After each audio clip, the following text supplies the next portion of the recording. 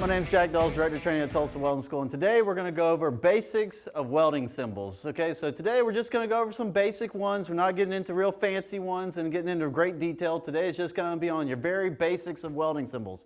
Okay, so what we've done is I've drew some welding symbols up here on the board. I've also got written in some notes for you as well, so where if you wanted to pause the video and take down the notes, you'll have them on the board here where you can check and see and refer back. Yes, I know my handwriting is not all that great and my doodling skills are not world famous, but please, just bear with me here on our examples that we have. So let's go through this here.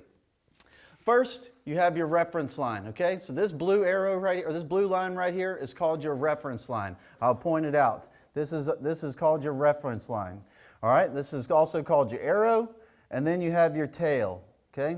So in your tail, you're going to have more of your, far as your processes, or you're also going to have whether it's going to be a completed weld, partial completed joint or a full welded joint. You'll have those types of information. There'll be other information in there as well. But this for today, we've got our note in here. It's going to be GMAW, which means gas metal arc welding, better known as MIG welding. And so this is going to be the process we're going to run today. So also, let's talk about our symbols, all right? So right here, I have this little triangle symbol. What is this triangle symbol? It is a fillet weld, okay? It means that we're going to run a fillet weld. So when you see the triangle, that's a fillet weld. Now, there's lots of other ones in there. We're not going to get into all of them today. Like I said, we'll show that more on some other videos. But today, like I said, we're just going to talk about the fillet weld. All right, so to the left of our fillet weld is going to be our size. So how big of a weld it's going to be. So we have 3/8 up here. That means we're going to have a 3/8 weld. I mean, our leg length is going to be 3/8 on the sizes of the legs. All right.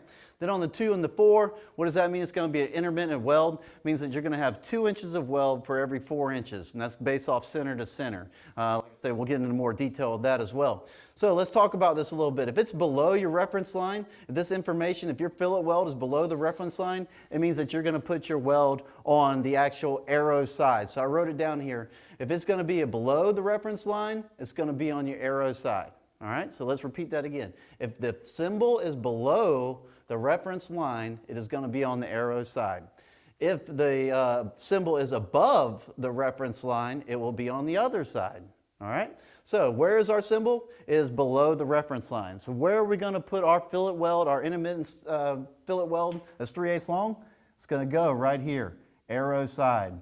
And so when you're out in the field and you see this symbol, it's going to let you know that's where you want to put it. Wherever that arrow is pointing, if it's below the reference line, you're going to put that weld there. And this is going to be a fillet weld. It's going to be 3/8 inch long, and then you're going to have it intermittent on 2 on 4. And so I wrote you some more notes here. Size, okay? The size of your fillet weld, the size of the weld, whatever it's going to be, is going to be to the left of your welding symbol. The length or the pitch will be to the right, okay? So the length or pitch is to the right, size is to the left. All right, so let's try another one. Let's step over here real quick. We have the same thing, okay? Same reference line, same arrow, same tail. Length is still, the size is still the same, the length is still the same. So where do we put our weld this time? Remember, look at the notes. Go back. If it's above the reference line, it goes to the other side. So where are we going to put our weld? To the other side, okay? So like I say, these are some of your basic ones. We're going to get into much more detailed ones, but right now we just wanted to shoot some basic ones. I've also got here another one of our instructors. You may have seen him on some of the videos. His name is Mr. Ryan. Ryan's got some more videos over here that he's going to show you, so I will pass it off to Mr. Ryan. Hey, how you guys doing? So my 2 symbols are going to focus more on your tail and your arrow point. So as you see here, which is very similar to Jack's, it's a fillet weld. We're on the arrow side. It's a 1/4 inch weld.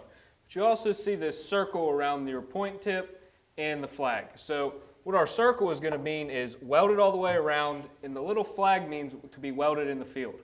What we have in the tail, CJP. What do you think that stands for? It stands for complete joint penetration. Then we have GTAW, better known as TIG, gas tungsten arc welding. So we're going to make a 1/4 inch fillet weld on the arrow side, welded all the way around in the field. It's going to be complete joint penetration, and it's going to be done with TIG. So then we're going to go down here to our second one. We have symbols on both sides of the line, the arrow and the other. These are slot symbols. So you see here we got our size. One's going to be a 1/2 inch, one's going to be an 1/8 inch. Then you see we got 2 more symbols up here. So the contour of the weld will always be above the symbol or below it if you're on the arrow side. The method of contour goes above the finish. So Here we would have a flat or flush contour to be achieved by grinding. So again, the symbol being below it on the arrow side, we now have a convex symbol, which would be, like an upside down rainbow or U.